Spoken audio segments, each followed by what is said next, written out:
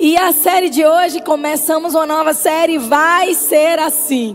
E eu perguntei a Jonatas, amor, o que Deus falou no teu coração quando falou vai ser assim? E ele, olha, quando Deus fala, é assim. Quando Deus promete, Ele cumpre. E eu fiquei mastigando aquela realidade dentro do meu coração, porque afinal de contas nós estamos chegando ao fim de um ano praticamente. Tem gente que já jogou até a toalha branca. Tem gente que parou a dieta, gente. Tem pessoas que disseram, próximo ano eu resolvo. Talvez você está olhando para aquele chuveiro pingando na sua casa. Ano que vem eu resolvo. Afinal de contas, outubro, novembro, dezembro. Será? Será que é tão pouco tempo? Será que falta tão pouco?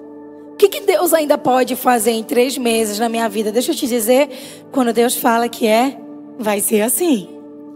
Isaías 14, versículo 27, diz o seguinte: porque o Senhor dos Exércitos o determinou. Quem o invalidará? Quem? Quem o invalidará? Deus falou. Quem vai dizer que não? E a sua mão estendida está. Quem, pois, o fará voltar atrás? Gente, eu amo essas palavras assim determinadas do Senhor. Ei, o Senhor dos Exércitos determinou. Quem o invalidará? A sua mão estendida está. Quem, pois, fará ela voltar atrás? Eu sei que você aprendeu que nem tudo que é dito acontece. Porque as pessoas falharam contigo, porque algumas pessoas prometeram e não cumpriram. Porque as pessoas voltaram atrás de um acordo que havia sido feito. Houve uma época, gente, que terras eram vendidas só no aperto de mão. Porque as palavras valiam. Só que agora quando alguém fala alguma coisa para você e você não tem um contrato, você duvida.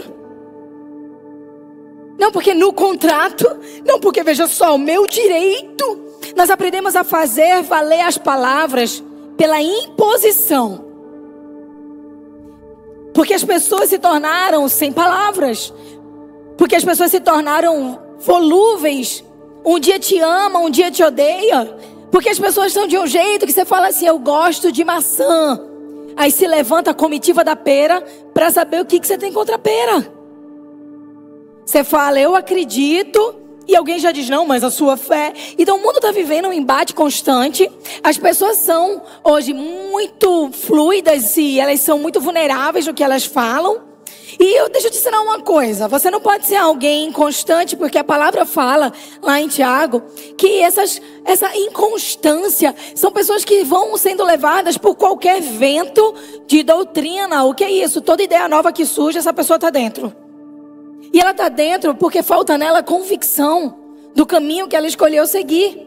São pessoas que se casam e se dão em casamento e poucos meses depois, no primeiro desafio, elas começam a duvidar do amor. Porque aprenderam que o amor, ele é algo que eu sinto e não algo que eu decido também. Um compromisso firme e constante. Então, eu e você começamos a nos tornar desconfiados quanto à validade de uma palavra. Temos até aqueles mais ansiosos, que ainda não aprenderam a depender tanto de Deus, que ficam sempre reconfirmando. É como você, meu amado, casado com sua esposa, um belo dia ela levanta e diz, se eu fosse uma lagartixa, você ainda assim me amaria? Mas se você fosse uma lagartixa, a gente não poderia casar. Você não me ama. Não é isso. E é como se a gente estivesse o tempo inteiro lidando com questões assim.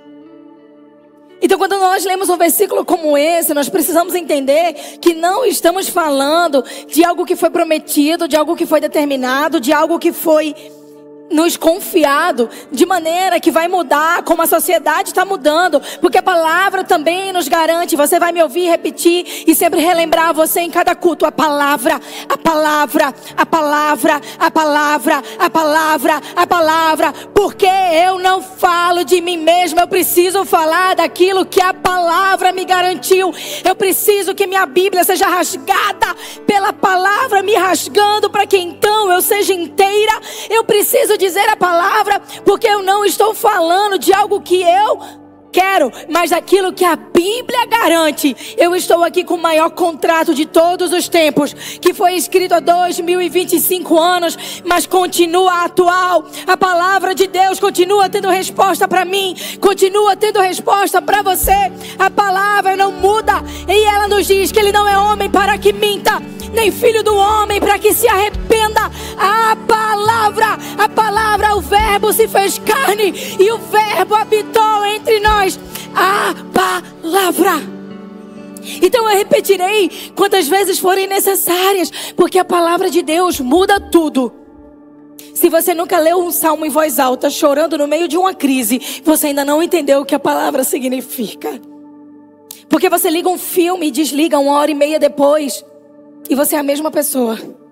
Você coloca qualquer música e desliga 5 minutos depois, você voltou para o mesmo lugar que você estava. Mas quando você adora, quando você declara a palavra, quando você lembra de quem Deus é, a natureza dele, quando você se submete a ele, quando você abraça o que a palavra diz sobre você, que você é filho, que você é filha, algo dentro de você, com o fato de termos posições, recursos, carros, dinheiro, um nome. No fundo, nós não queremos a promessa. Nós queremos que o Deus da promessa nos dê o que queremos.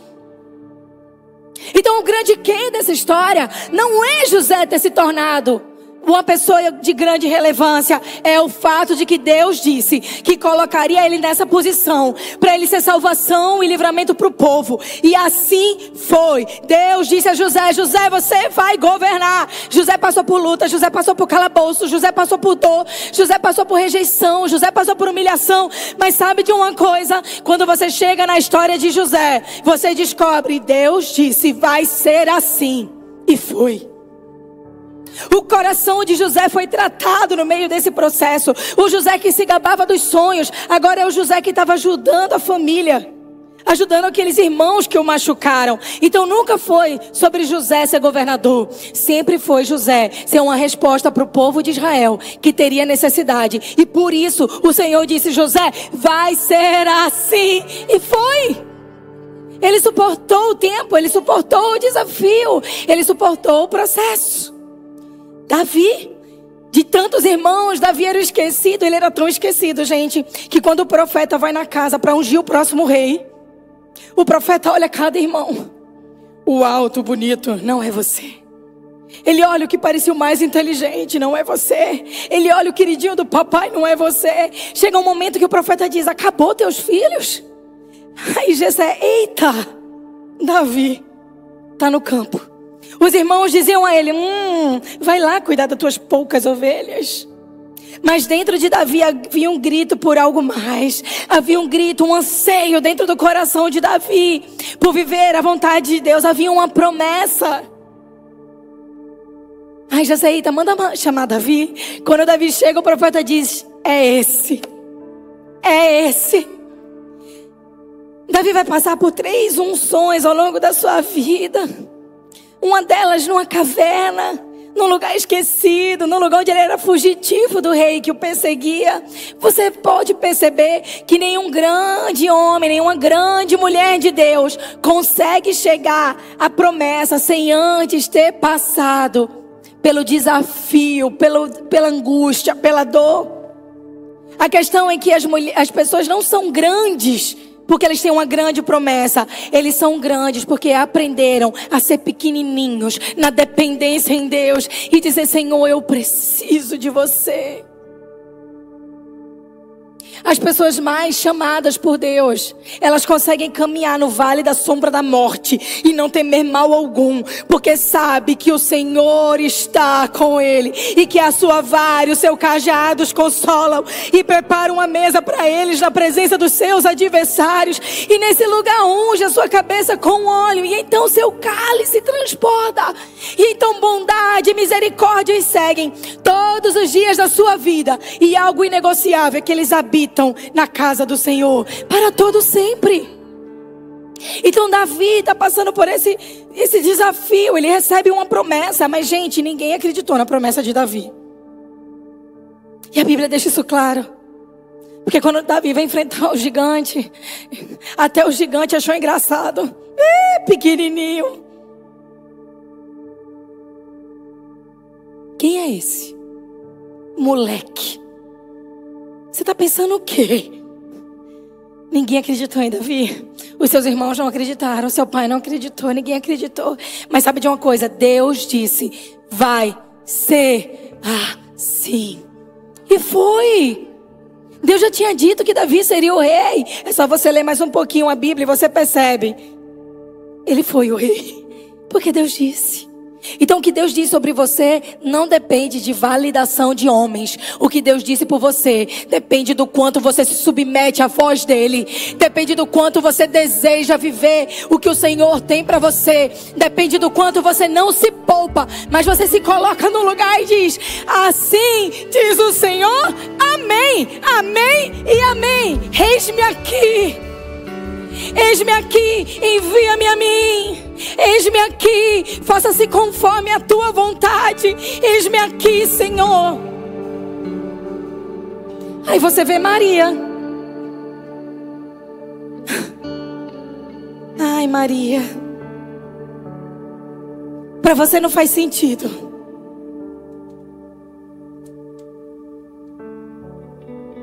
Para você como? Talvez hoje você ainda olhe: não, hoje existe inseminação artificial, hoje existe isso, existe aquilo. Mas imagina naquela época, uma menina chega e diz: ei, eu tô grávida do Espírito. O quê? Mentira. Mentirosa. O que você fez de errado?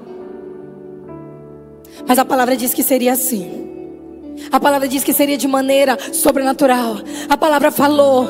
A palavra da boca de Deus disse: ai, estou construindo algo novo. Eu preciso de um cordeiro limpo. Eu preciso de alguém. Eu vou mandar quem? O meu primogênito, o meu unigênito. Nós estamos vivendo isso hoje na ceia. Se você não acredita nisso, me perdoe, mas você não vai conseguir ceiar. Porque muitas vezes você está tentando adequar a fé para o que tua mente tolera.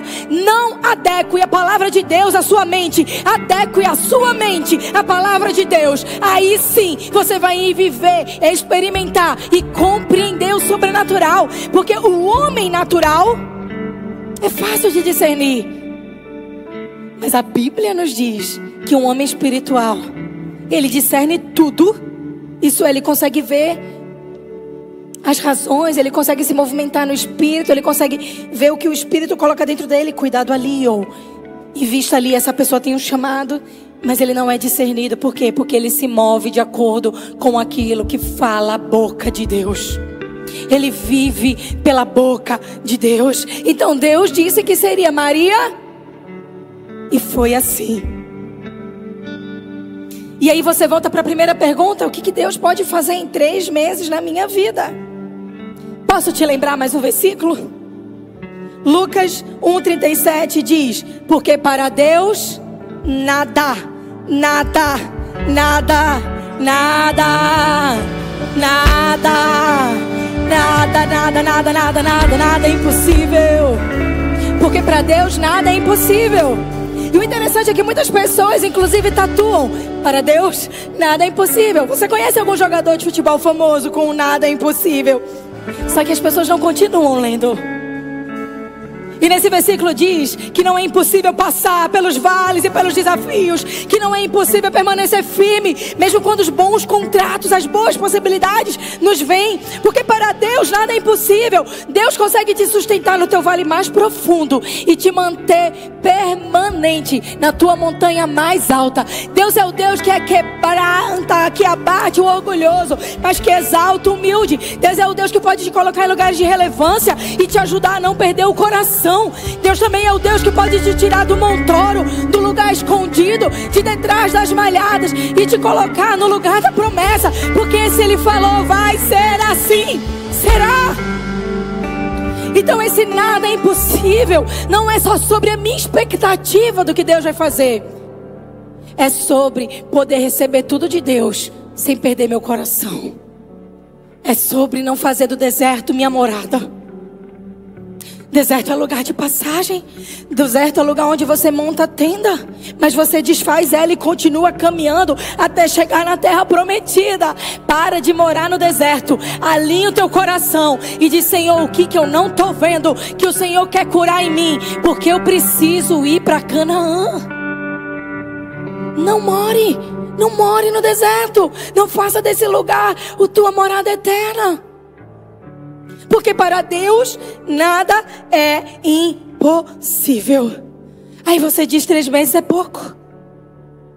Mas 3 meses são mais do que suficientes na mão de um Deus sobrenatural. Sabe, Deus criou o universo em 6 dias.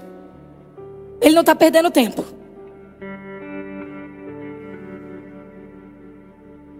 E se você quiser aprofundar isso teologicamente, a gente pode bater um papo. Porque a Bíblia também fala que um dia para Deus é como 1000 anos para o homem. E que 1000 anos é como um dia. A questão é que Deus não obedece à ordem cronológica das coisas. Deus obedece à ordem sobrenatural. Ele tem um relógio nas suas mãos. E Ele mexe nesses ponteiros.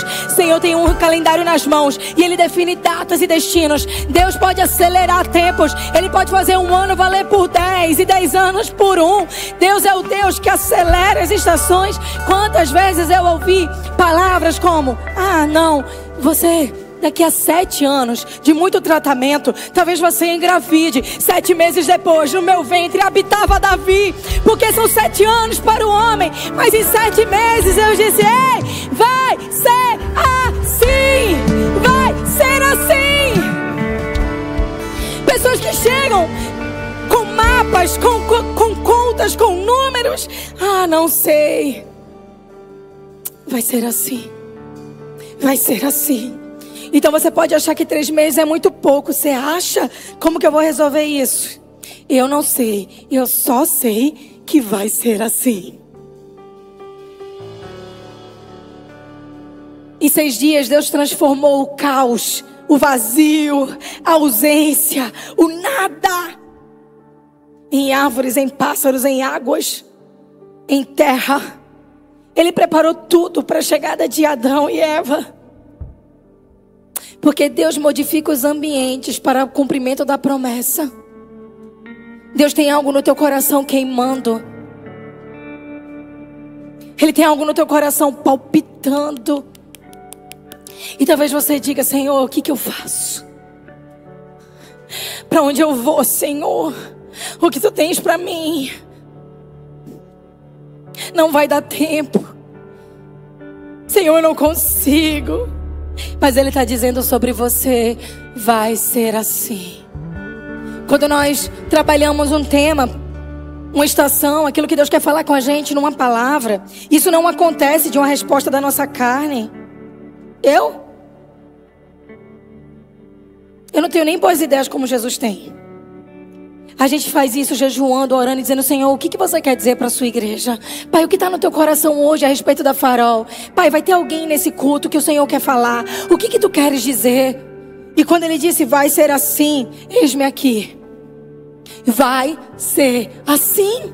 Então entenda, Deus está gritando isso sobre o teu destino. Deus está gritando isso sobre a tua família. Deus está gritando isso sobre o teu coração. Deus está gritando isso sobre as tuas emoções. Onde é o lugar que hoje é caos? Qual é o lugar que é escuridão? Qual é o lugar que está faltando respostas? O Senhor tem dito: vai ser assim. Eu sou o Deus que trabalha no impossível. Eu sou o Deus que quando falo não volto atrás. Eu sou o Deus que quando estendo as minhas mãos não tem ninguém que me faça reter.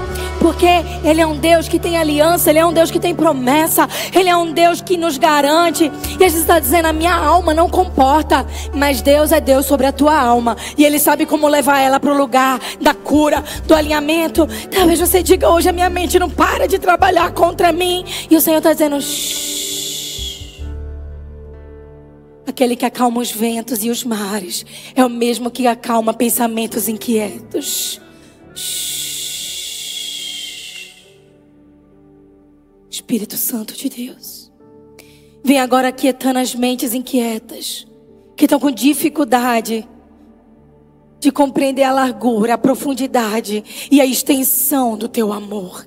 Espírito Santo de Deus, eu declaro agora a toda mente que tenha andado em insônia, que ela comece a entrar no lugar de dependência e confiança. Espírito Santo de Deus, todo coração, Pai, angustiado, todo cortisol, Senhor, elevado, fora de lugar, porque a alma não se aquieta. Nós declaramos agora: vai ser assim. Você vai andar em paz, Você vai andar em tranquilidade, você vai ser curado e você vai viver nesses próximos 3 meses o que você não viveu nos últimos 3 anos, em nome de Jesus. Oh, Espírito de Deus. Daniel tinha uma batalha pela frente, mas Daniel venceu a guerra à sua volta em 21 dias de espera e oração. Eu estou te mostrando que a Bíblia não precisa de muito tempo. E vou continuar te mostrando. E Daniel 10, do 2 ao 13 diz: naqueles dias eu, Daniel, estive triste. Diga comigo, triste. Você viu? Homens de Deus têm emoções comuns. Mas sabe o que eles têm que os outros não têm? Um Deus sobrenatural.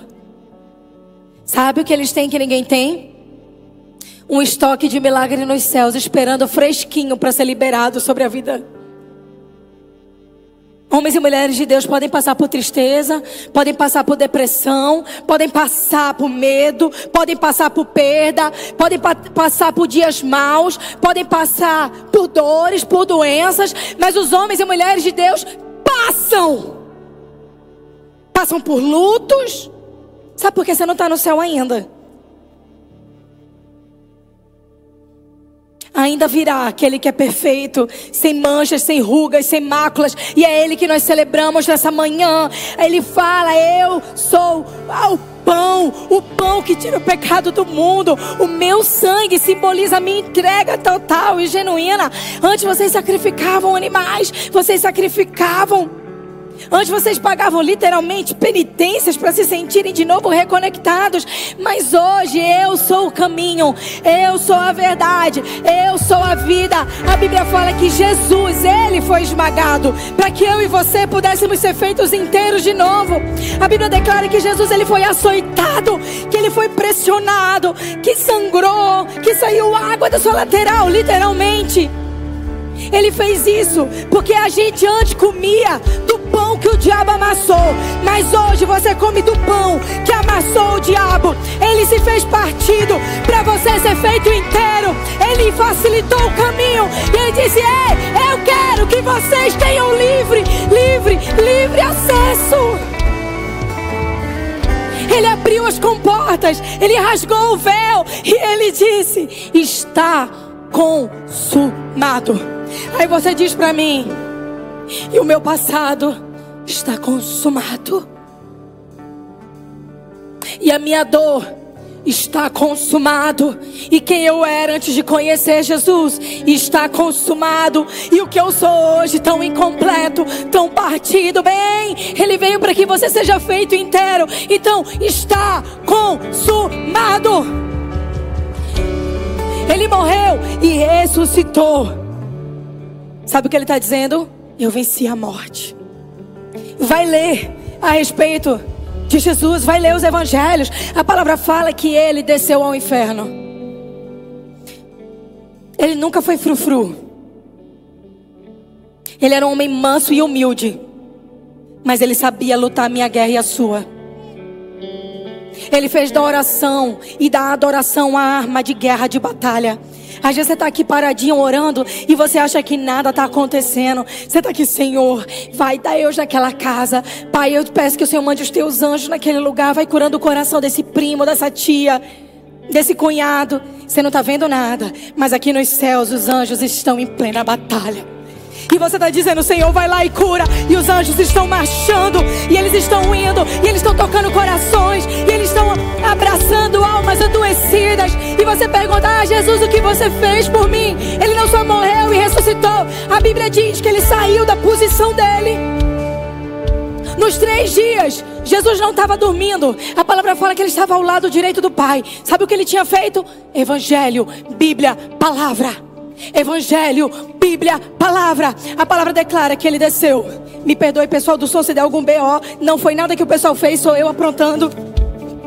A Bíblia declara que Ele desceu. Ele foi ao inferno e Ele olhou para Satanás e disse: me dá a chave, me dá o que prendia, me dá o que matava, Me dá o que silenciava o meu povo.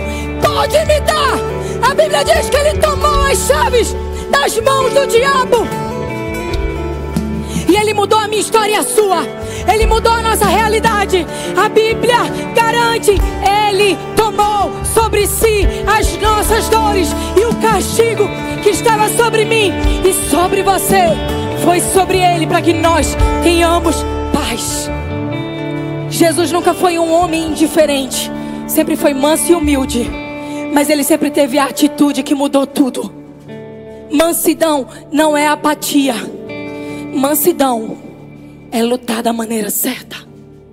Então quando você começa a orar, ainda que você não veja nada, Ele está de pé. Vai lá, Senhor. Fala com ela. Vai lá, Senhor. Toca naquele coração.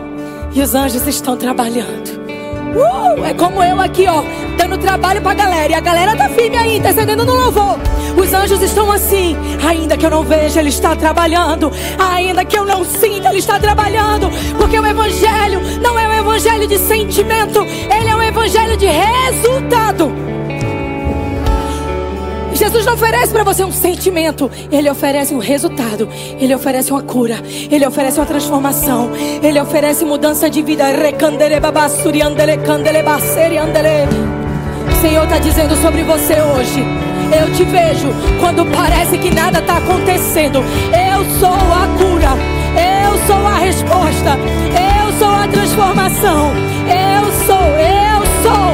Pode se esconder em mim, filha, porque você está segura. Eu tenho sobre você uma palavra. Eu tenho sobre você uma promessa. Não volte atrás. Não tenha medo. Avance, prossiga e receba a coroa da vida em nome de Jesus. Então ele foi lá. Jesus disse: eu não vou deixar nada mal resolvido. Eu não vou deixar nada no meio do caminho. Me dá a chave. Me dá a chave. Me dá a chave. E é assim que eu entro no exemplo de Daniel.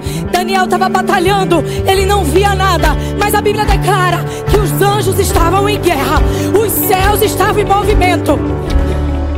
E quando a resposta chega, Daniel pergunta: o que houve? E o anjo fala: 21 dias de luta, mas aqui está a promessa. 21 dias de batalha que a gente ficou, mas aqui está a promessa. Ei! Olha só, desde o primeiro dia em que aplicasse o teu coração a compreender e a humilhar-se perante Deus, tuas palavras foram ouvidas, e por causa das tuas palavras é que eu vim. Ei, você acha que está passando tempo e que nada está acontecendo? Os céus estão batalhando. 3 meses é muito tempo. Cabe muitos 21 dias. E Ele continua respondendo orações. E eu vou encerrar falando sobre Obed-Edom. Em 3 meses, a arca da aliança, da presença de Deus, ficou na casa de Obed-Edom. Só que não foi depois de uma fase de bonança. Alguns dias antes, Deus tinha dado regras claras ao seu povo para não tocar a arca da aliança. E no momento de transporte, um dos homens desobedece a regra.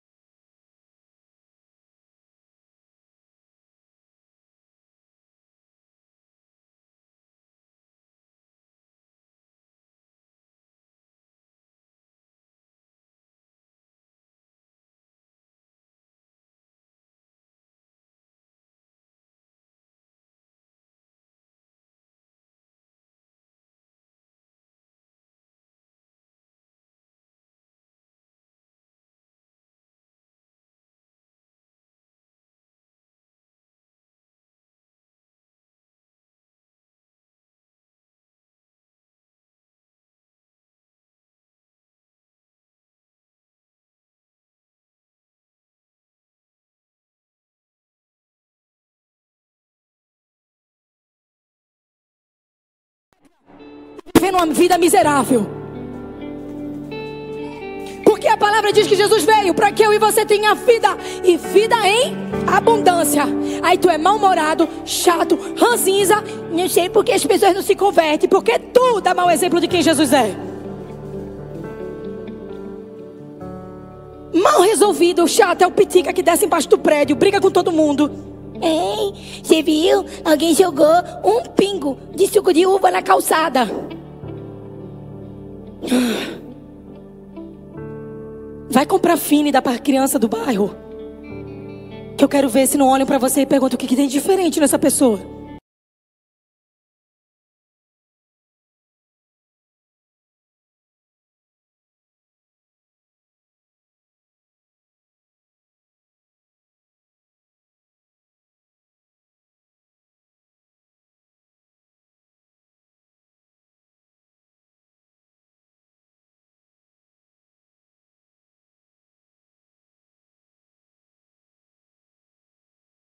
É natural que essa pessoa não queira ser desonesto nos seus negócios. Mas não é porque essa pessoa obedece uma regra, é porque ela obedece ao Deus do impossível. É porque ela conhece Jesus e ela agora quer fazê-lo conhecido. É porque ela teve um encontro real com Deus. Uma pessoa cheia do Espírito nunca vai ser cheia da carne. Então o seu grande segredo não é forçar comportamentos nos outros, é revelar quem Deus é dar Jesus e pedir que Ele encha do Espírito, porque o resto é com Ele. Então, esse homem queria tanto segurar a arca, que ele morreu ao tocar na arca. Deus tinha dito, não toca. Todo mundo fugiu de ficar com a arca da aliança. Mas houve um homem chamado Obed-Edom. 2 Samuel 6,11 diz que esse homem levou para sua casa a arca da presença. E ele fez da obediência o seu primeiro lugar. A Bíblia declara que aquela arca representa a presença do próprio Deus. Ele estava levando a presença de Deus para casa. E a Bíblia fala, e o Senhor abençoou a casa de Obed-Edom e tudo que ele possuía. Em 3 meses, a Bíblia vai declarar que a arca ficou 3 meses na casa desse homem. E que houve uma prosperidade abundante sobre ele, sobre seus filhos, sobre os filhos dos seus filhos. O que Deus pode fazer em 3 meses, Ele pode dar uma reviravolta na tua vida. Ele pode te abençoar como você nunca provou. Ele pode entrar na tua casa como nunca entrou antes. O segredo não é o tempo que você tem, é o quanto de Deus você carrega para dentro da tua casa. É o quanto de Deus você carrega para dentro de si. É o quanto de Deus você deseja. Com certeza a arca da presença gerou mudanças, mudou estruturas, fez transformações. Mas sabe de uma coisa? Tudo que Obed-Edom falou foi como eu fui abençoado. A presença de Deus morou aqui. Se você for se dedicar a estudar a vida de Obed-Edom em 2 Samuel 6, você vai entender que essa bênção é muito maior do que eu consigo te explicar nos poucos minutos que me restam. No fim, Deus não está preocupado se você precisa de 6 dias, 21, 40, 52, como Neemias precisou para reconstruir totalmente o muro de Jerusalém. Deus quer saber de uma coisa: posso entrar na tua casa? Eu posso fazer morada? Eu posso responder tuas orações? Eu posso tirar as chaves da mão do inimigo? Você está disposto a fazer o que ninguém fez na minha presença? Eu posso. Você está disposto a nessa manhã não fazer da ceia um ritual, mas fazer da ceia um encontro genuíno com a minha presença? Não é sobre o que Deus pode fazer nos meses que ainda faltam em 2025. É sobre o quanto você vai permitir dizer amém pro vai ser assim dos céus. É sobre o quanto você está dizendo: Senhor, faz em mim. Senhor, eu quero a tua vontade. Pai, eu quero o teu tempo. Senhor, eu quero o teu jeito. E eu desafio você agora, nessa manhã, a se levantar e começar a entregar ao Senhor o tempo que você tem, a promessa que ainda está para se cumprir, e dar a Ele o lugar de autoridade e dizer: Senhor, tudo é teu. é tudo teu. Tudo que um dia eu achei que era meu, Senhor, é teu também os meus dias, é teu também os meus meses, é teu também o meu ano. Para de esperar chegar o ano que vem. Começa hoje. Entrega hoje. Clama hoje. Depende hoje. Porque Deus fez em 3 meses tudo que Obed-Edom jamais imaginou viver. Porque Deus fez em 52 dias o que Neemias sozinho não conseguia gerar. Porque Deus em 21 dias mudou a vida de Daniel e quer mudar a tua. Porque em 6 dias Deus criou o mundo. Porque em um instante Ele gerou Jesus no ventre de Maria. Sabe de uma coisa? Deus quer fazer. E você quer viver o que Ele prometeu? Pois começa agora. Aí onde você está, levanta as suas mãos e começa a entregar ao Senhor aquilo que te inquieta. Começa a levantar a tua voz. Começa a adorar e dizer: Senhor, 3 meses dá para eu viver muita coisa ainda. Eu quero tudo que o Senhor tem para mim.